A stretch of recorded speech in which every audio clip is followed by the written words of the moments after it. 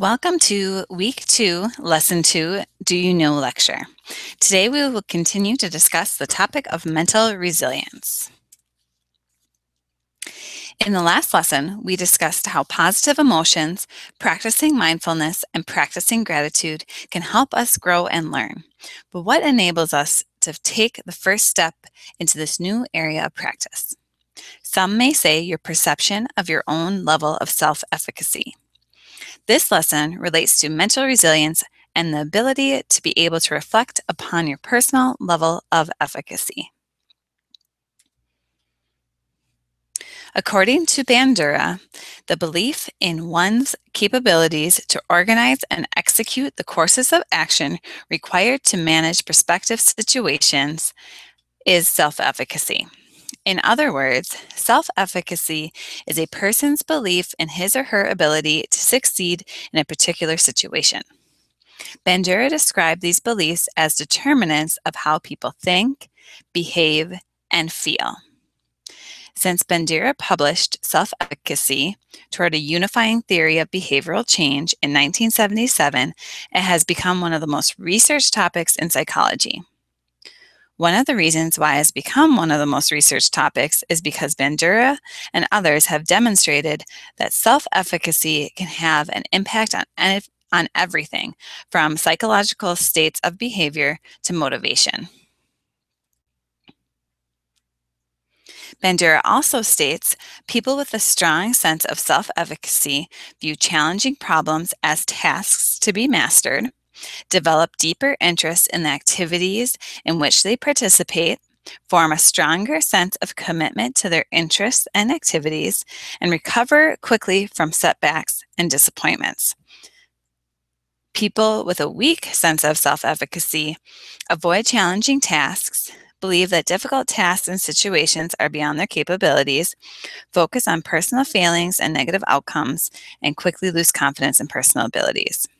So as you can see, there are quite a few items on the screen that are related to resilience. For instance, the recovering quickly from setbacks and disappointments, having a strong sense of commitment, also building confidence. Those are all items and skills that we've been talking about. So how does one develop self-efficacy? These beliefs begin to form in early childhood, as children deal with a wide variety of experiences, tasks, and solutions. However, the growth of self-efficacy does not end during youth, but it continues to evolve throughout the life as we acquire new skills, experiences, and understanding. According to Bandura, there are 4 major sources of self-efficacy. First is mastery experiences. So the most effective way of developing a strong sense of efficacy is through mastery experiences.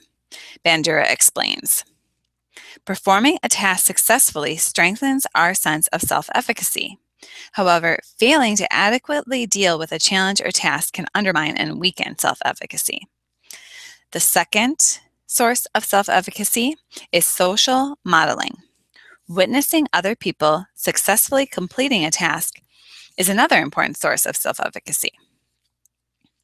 According to Bandura, seeing people similar to oneself succeed by sustained effort raises observers' beliefs that they too possess the capabilities to master comparable activities to succeed. The third way of building self-efficacy is social persuasion. Bandura also asserted that people could be persuaded to believe that they have the skills and capabilities to succeed. Consider a time when someone said something positive and encouraging that helped you achieve a goal. Getting verbal encouragement from others helps people overcome self-doubt and instead focus on giving their best effort to the task at hand. Fourth is psychological responses. Our own responses and emotional reactions to situations can also play an important role in self-efficacy. Moods, emotional states, physical reactions, and stress levels can all impact how a person feels about their personal abilities in a particular situation. A person who becomes extremely nervous before speaking in public may develop a weak sense of self-efficacy in these situations. However, Bandura also notes, it's not the sheer intensity of emotional and physical reactions that is important, but rather how they are perceived and interpreted. By learning how to minimize stress and elevate mood when facing difficult or challenging tasks, people can improve their sense of self-efficacy. So thinking about what Bandura just stated, that it is important to recognize how situations are perceived and interpreted. So there is a box on your screen that I'm going to explain what that has to do with Bandura's statement. So a psychological response you may have may be positive or negative. But have you ever thought about how you arrive at your conclusion? The article, "The Link is What You Think," written by Michael Mantell, describes the process. In the article, Dr. Mantell states that there is indisputable evidence-based health science that makes it clear that health, happiness, well-being, and fitness start with what we tell ourselves, perceive, and think about people, places, things, events, and situations. He states that we are in complete control of our minds and our thoughts about outside events. The mind is the root of all healthy healing and illness prevention. He goes on to state that this is a simple yet powerful insight that he brings in everything he does in his work coaching families and coaching athletes. I also can attest, I bring this to my work when I am coaching college athletes in their locker room and also building executives in the boardroom. So here is the key. The link is what you think. I'll ask you to say it with me this time. The link is what you think. It's written on the screen, and if you have your note-taking form printed out, I'll ask you to write it down. Write down a box and look at it the next time you have a run-in with your boss, or when you look at your bank account, maybe when you're having a negative emotion, or when you wake up in the morning, or you're on the way to your gym or outdoor boot camp. Think about the link is what you think. It's not the external event. So I'll explain this box. This box is the secret to fitness success, health and well-being success, and progressing in this resilience project that we're doing together. So over 300 years of psychology have been boiled down into this easy to understand and apply diagram. So all of the numbers on your screen mean something. Position 1 is events. This is filled with all the situations, people, places, and events that actually happen in your life. Number 2 is filled with your thoughts about those events. Number 3 is driven directly from those thoughts, which create your feelings with some variance. For example, anger, sadness, worry, which are on the negative side of the emotional spectrum, to joy, happiness, which are on the positive side of the emotional spectrum. Then you go to number 4. This is filled with your reactions or behaviors to the feelings you created within yourself, resulting from what you thought in number 2, not the event itself, which is number 1. So if you look at the order of events, we never go from an event to an emotion without thinking about the event first. It'd be like cutting off your head to think an event made you or got you upset. You never get upset by an event. You create it by what you think about that event. You're not a passive recipient of emotion. You are an active creator of emotion. So here's what's really important. Unless and only until you think about events, you won't have any feelings or emotions about the event. Do you think if someone shouts boo while you're in a coma, you'd feel fear? If you can't think about it, then no, you wouldn't, because you wouldn't be thinking about that event. Here's another example. Have someone shout boo at you while you're home alone after being told that there's a prowler in the neighborhood. Your position number 2 may be filled with thoughts that something terrible is about to happen to you. Position number 3 would be filled with fear. At position number 4, you'd quickly get a baseball bat and call the police. So the link is what you think, not an actual event. So if you interrupt that thought process, tell yourself at number 2, it's just your roommate playing games with you instead of fear, you will interrupt that process of negative thinking. So are you starting to see the point? The next time you get scared or have that negative emotion, or feel intimidated, or feel overwhelmed, or lose confidence in your ability, ask yourself, what am I thinking that is making me feel this way? Is this true? Is this helpful? Is it inspirational? Is it necessary? Is it kind?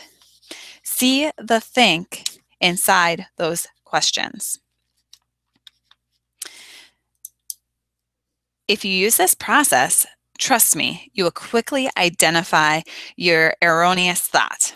Recognize it's not actually true and immediately want to replace it with a more logical, accurate, and empowering thought. That's what the 1, 2, 3, 4 box is all about. Growth, expansion, exploration, and transformation. It's the fence at the top of the mountain, not the ambulance at the bottom of the cliff. So I encourage you to look at this box, examine your thoughts according to the think model, which is it true? Is it helpful? Is it inspirational? Is it necessary? Is it kind? Think of this model frequently and see how quickly you'll learn that you're in control of your emotions. You are never, ever made to feel something. You never get angry, upset, or worried. You create it all yourself. How? Well, the link is what you think. That is how. The link is what you think. So just as we were talking about how we perceive events, the link is what you think is a good start to observing these things. But how people observe these things also is important. And that has to do with locus of control. Now, I made it seem like the link is what you think is a very simple process. It will be easier for some than others to gain control of emotions and to manage emotions. And that's because people have different levels of locus of control. Julian Rotter observed people in therapy and noticed that different people, given identical conditions for learning, learn different things. Some people respond predictably to reinforcement and others less so. Some people respond unpredictably.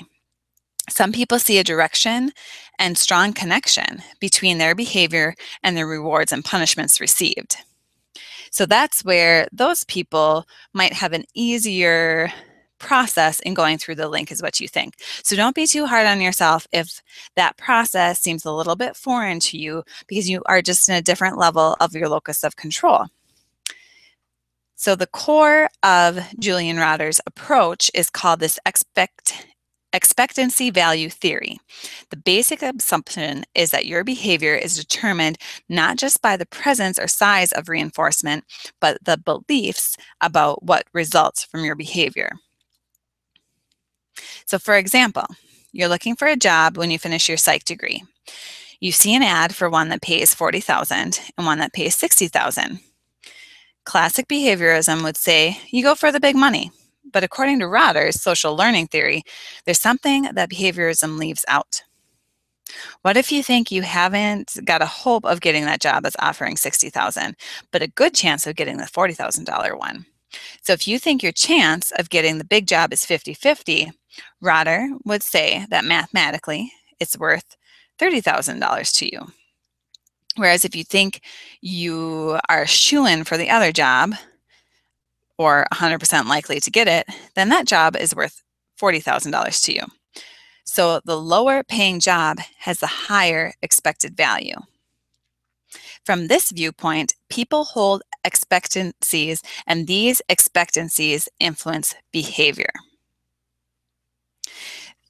So, these expectancies are mental representations based on past outcomes and the situation they now confront. These things then influence behavior and judgment of the likelihood of getting their desired outcome. Thus, their expectancy judgments have a causal influence on their behavioral choices. Rotter believed, as do most social learning theorists, that if you see a link between behaviors and reinforcers, then your behavior is affected by the reinforcers. If you don't see a link, then you're less likely to react predictably to reinforcers, and learning is not likely to occur. The term Rotter coined for these beliefs about whether a behavior will meet a rewarding outcome was locus of control. Locus means place, and people with a internal or high general expectancy locus of control are people that believe that though their behavior can control the likelihood of receiving responses. So they believe that through their behavior, they can control the likelihood of receiving reinforcers. External or low general expectancy locus of control people do not see much link between their behavior and the likelihood of being rewarded. Hundreds of studies have shown individual differences in locus of control.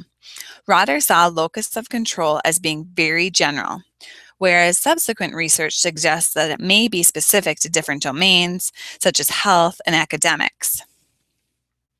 Rotter also saw this internal-external continuum as a personality trait, whereas others disagree. Therapy based on Rotter's work often includes social skills training, as he believes that low expectancies discourage individuals from engaging in the world sufficiently enough to learn them. So how do we develop some of these skills that we have been looking at? Internal versus external motivation, linking what you think into helping you control your behavior, and how do we take control of those actions? So I'm going to go over an article, Why the Answer to Motivation of You, by Michael Mantell, and help to guide the discussion on how we can move forward with learning these skills. So this is a summary of a post that was written by Michael Mantell, who writes for the American Council on Exercise. So he discusses when it comes to belly buttons, having an innie or an outie has no real effect on health. But when it comes to motivation, especially for health and fitness goals or new challenges such as building resilience, being an innie or an outie can make all the difference. What he's talking about is an innie, talking about intrinsic motivation, or a drive to achieve that comes from inside a person and isn't motivated by external rewards. This is the kind of motivation that can lead to life-changing improvements and well-being. External rewards like compliments, fitting into a smaller size, or winning a race might get a person started, but long-term motivation depends on a person's values, processes for achieving goals. So when it comes to building resilience, to health and wellness, internal motivation involves emphasizing current health and happiness instead of ideas about future health, well-being, fitness, and body image. In order to be sustained, resilience building skills, exercise, and health habits need to be relevant to your life today, not off in the distance goals. Vague warnings about your future state of health and well-being are less motivating than the tangible post-workout feeling as being relaxed and the fact that you want to do it again. This kind of current internal drive may not come naturally to all of us, but the good news is it can be learned just like every other skill that is a part of building resilience. So what is the challenge to building this intrinsic motivation that can help us build our resilience skills? There are some self-sabotaging beliefs.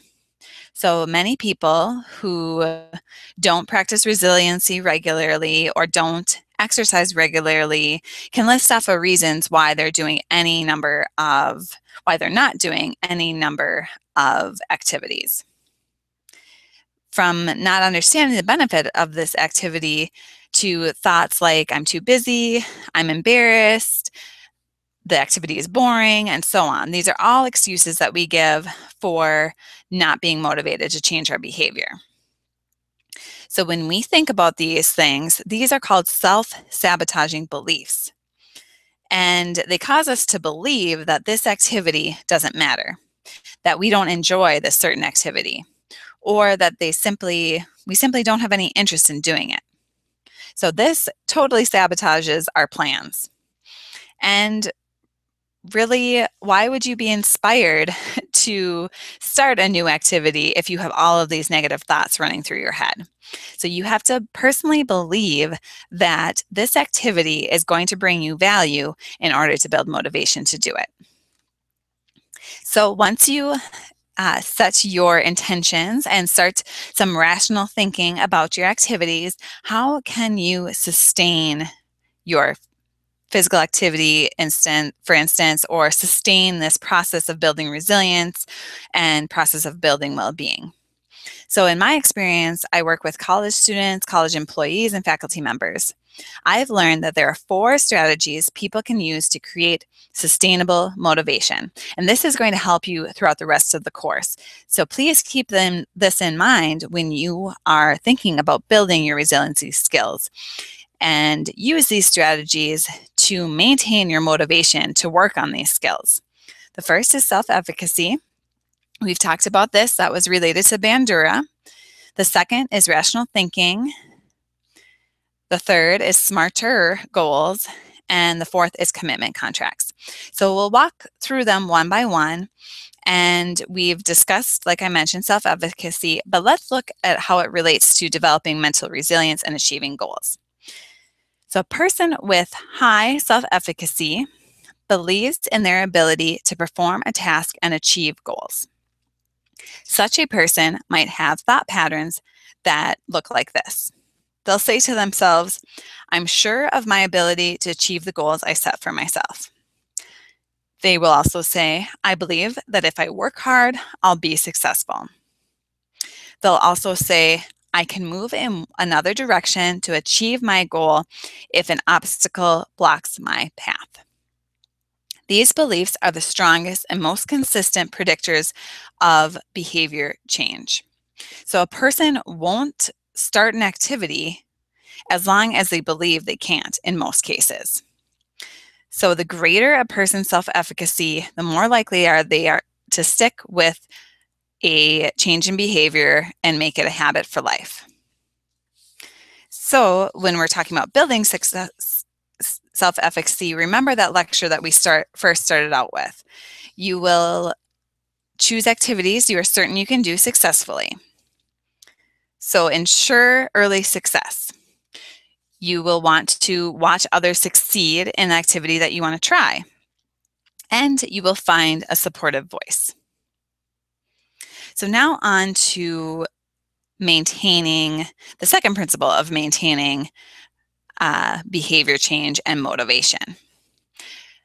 The FIT, or rational thinking. FIT stands for fundamentally independent thinking. A fundamentally independent thinker understands that nothing makes a person upset, angry, or depressed. Rather, what a person thinks about things determines how they feel. Do you remember the link is what you think that I was talking about earlier? This is another reinforcement of that theory. Henry Ford once said, if you think you can or think you can't, you're right. There is no motivation without this important inner game. But people aren't necessarily born fit thinkers. Instead, we have to learn to be rational in the face of negative beliefs. Internal negative messages or automatic negative thoughts can act as obstacles to our motivation and goal setting. So some examples of this include feelings of inadequacy. For example, emotional reasoning means if a person feels something, they automatically assume it to be fact. So on the negative spectrum, if I feel like a loser, I must be one. Or on the positive, to continue your motivation, if you feel like a winner, you must be one. Predictions of failure are also an example of destructive thinking. So fortune telling means a person makes predictions using fear or false evidence, which they accept as real. For example, they tell themselves, I know I'll make a fool of myself in front of everyone when I try a new activity and I'll fail. Another example of destructive thinking includes mind reading. A person assumes people are reacting negatively to them when there's no evidence for this assumption. So what can we do about these negative thoughts? To interrupt these negative thoughts, ask the following types of questions. What's the evidence for and against what I'm thinking? What would I tell a friend in the same situation? What would I tell them? Would I tell them what I've been telling myself? And then why am I saying this to myself if I wouldn't say it to a friend? If a thought makes me feel bad or abandon a healthy lifestyle, then why don't I stop thinking it? The next phase to developing mental resilience and staying motivated, as described by Michael Mantell, is smarter goal setting.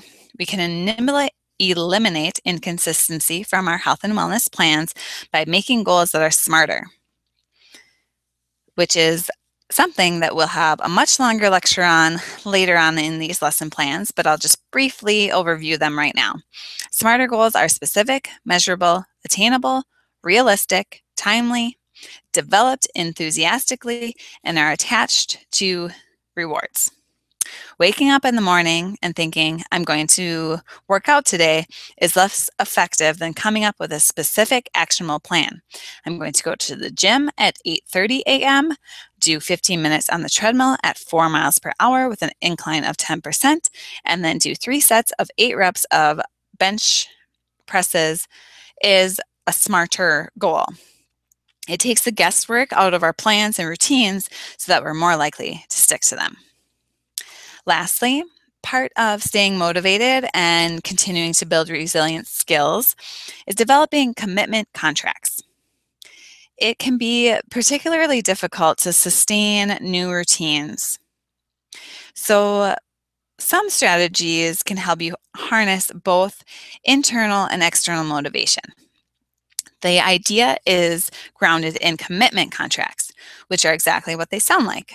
A person commits to a behavior change and then establishes a contract with a person, a friend, or through a website, whereby some consequence, usually a monetary one, results from the person failing to achieve their goal. The idea is that the desire to avoid the consequence helps keep people more accountable and committed to success. So the final takeaway is without any internal motivation, it's difficult, if not impossible, to develop lasting motivation. But by believing in yourself, thinking rationally, setting smarter goals, and using commitment contracts, you're sure with enough motivation to increase your mental resilience. So review the diagram on your screen. What do you see? You see mental patterns. We become what we do. There's mental routines, which is a pattern plus a pattern, and that equals a routine. People change when they're ready to change. That means that those patterns, which turn into routines, which turns into mindsets. So my truth is just a view of the truth. It is not the truth. Knowing that will help you build your resilient skill set. Knowing that will also help you to realize the evidence of your mental patterns. What are your mental patterns like? Are they mostly negative or mostly positive? And how do you plan on changing that? So please continue to review the checklist for all of this week's activities. And once again, thank you for joining me this week.